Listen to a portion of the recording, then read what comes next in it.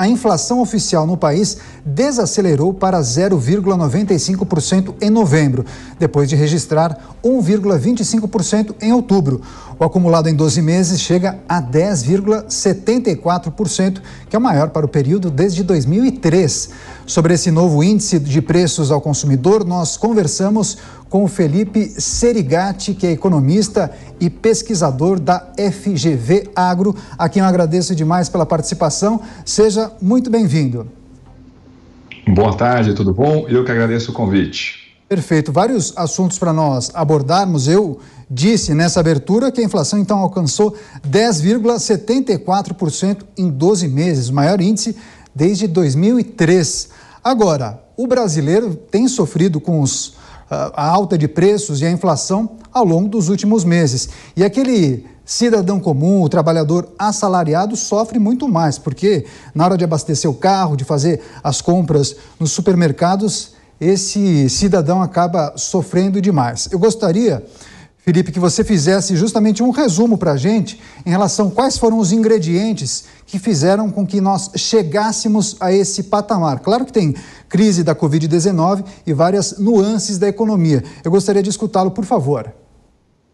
Com certeza, né? Então, uma coisa que tem que estar clara para todo mundo é que a inflação é um fenômeno global, porém com especificidades locais, tá? Ou seja, cada país, cada sociedade está sentindo a inflação de um aspecto distinto.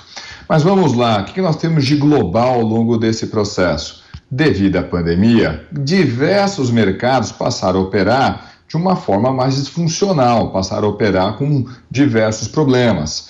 Basta a gente lembrar, a gente está ouvindo, seja no noticiário aqui, seja lá fora, está faltando container, está faltando embarcação, está faltando chip, semicondutor, em alguns países está faltando caminhoneiro, está faltando fertilizante defensivo, alimentos estão caros, preços de commodities estão caros, energia está cara, combustível está caro.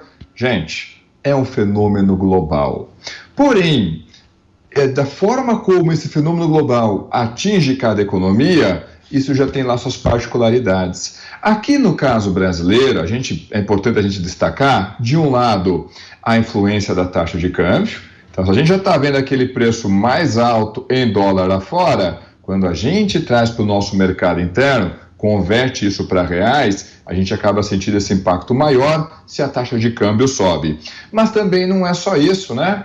Por exemplo, nesse número que saiu hoje pelo IBGE, teve grande destaque a inflação associada ao etanol, e é um ótimo exemplo que a gente acabou de conversar, né? Então, nos últimos 12 meses, o etanol aumentou quase que 70%. O que tem por trás desse aumento? Um fenômeno global, por exemplo, o açúcar está mais caro lá no mercado internacional, o que faz com que as usinas deem preferência para exportar açúcar, não para produzir o biocombustível.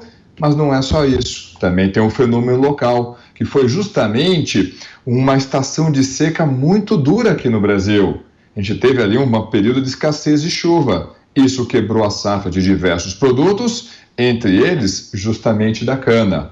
Ora, menor cana, menor matéria-prima para produzir, seja açúcar, seja etanol, o preço de ambos os produtos aqui no mercado interno naturalmente vão sentir esse efeito. Agora a pergunta é do seu xará, Felipe Bueno.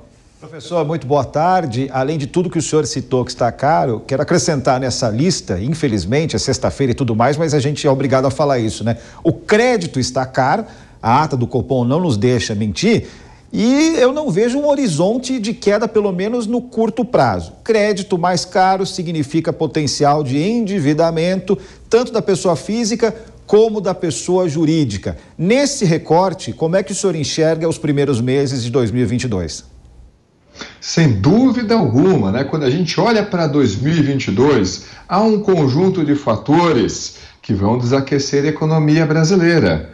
Entre eles, justamente a política monetária. Olha, taxa de juros, custo de captação dos bancos maiores, o crédito vai ficar mais caro. Mas isso não é simplesmente inevitável. Vale a pena a gente destacar que é o vetor de ajuste da inflação. Olha, a inflação lá está elevada, mesmo que seja um choque exógeno, um choque externo, uma quebra de safra, Só que essa inflação, ela já está disseminada em diversos grupos de produtos na nossa economia. E além de estar disseminada, ela tem apresentado grande persistência. E agora, como é que a gente faz para segurar essa inflação? Não tem muita alternativa. A gente vai ter que jogar um pouco de água fria na economia. A gente vai ter que desaquecer a demanda. Do lado monetário, um importante canal de transmissão dessa política é justamente o mercado de crédito. Ou seja, o crédito vai ficar mais caro, isso tende a desaquecer a nossa economia. Mas não vamos esquecer, isso não é um efeito adverso, um efeito colateral, melhor dizendo.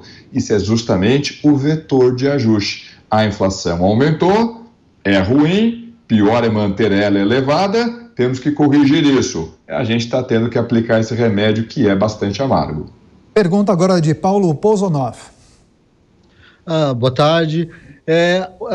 Eu vi hoje a imprensa aí fazendo comparações entre essa inflação anual aí anunciada e a inflação do governo Dilma, meio que para sugerir que o governo, que Jair Bolsonaro é pior do que a Dilma na questão econômica. Mas o senhor, né, explicou aí no começo da sua intervenção que existem particularidades até atuais, né, em relação a vários países do mundo experimentam até a inflação de forma diferente. Eu gostaria que o senhor aprofundasse um pouco mais essas diferenças até temporais, né? O mundo vivia uma situação bem diferente no governo Dilma e vive uma situação bem diferente hoje por causa da pandemia. A inflação do Bolsonaro é semelhante ao do governo Dilma ou ele é diferente e por quê?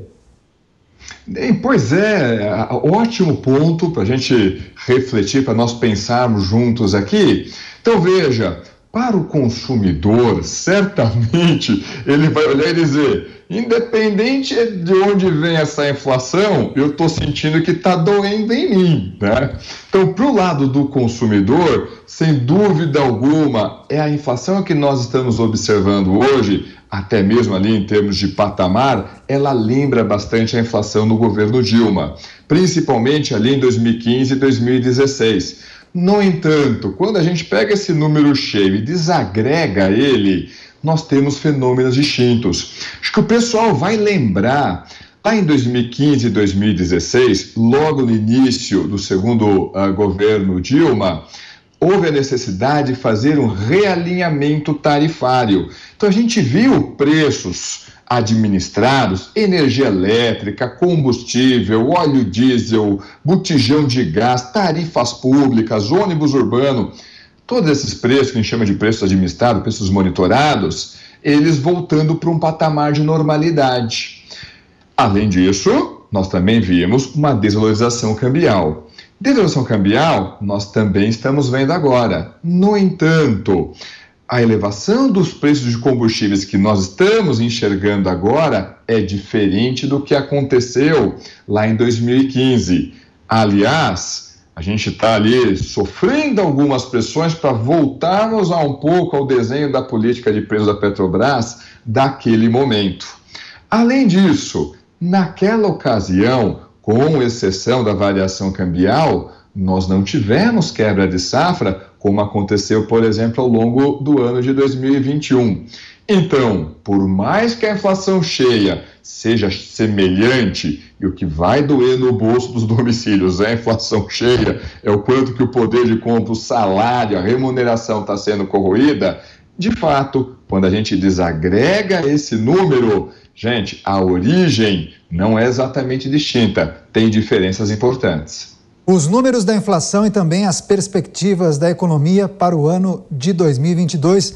Assuntos tratados com Felipe Serigati, economista e pesquisador da FGV Agro, a quem eu agradeço demais pela participação.